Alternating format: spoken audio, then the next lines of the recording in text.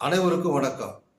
அறிவு சார்ந்த விஷயங்களையும் பயனுள்ள தகவல்களையும் நீங்க யூடியூப்ல பதிவு பண்ணி போட்டு பாருங்க.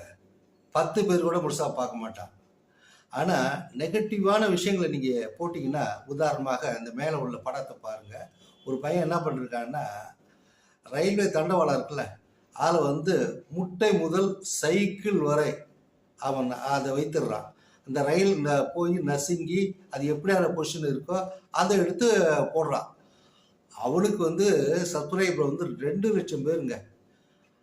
அதை பாராட்டி அந்த சில்வர் பிளே பட்டன் ஒன்று அந்த யூடியூப்லேருந்து கொடுத்துருக்காங்க. அதையும் தண்டவாளத்தில் வச்சு அதையும் பதிவு பண்ணி யூடியூப்ல போடுறான். இந்த மனநிலை எதை குறிக்கிறது? கொஞ்சம் யோசிச்சு பாருங்க. நெகட்டிவான விஷயங்கள் சீக்கிரமா போயிடணும் அடிக்கடி சொல்லிட்டு இருக்கேன். ஆனா ஒன்னே ஒன்னா கேட்கிறேன், ரயில்வே துறையில் இந்த ஆர்பிஎஃப் ப்ரொடெக்ஷன் ஃபோர்ஸ் இருக்குல்ல, அது என்ன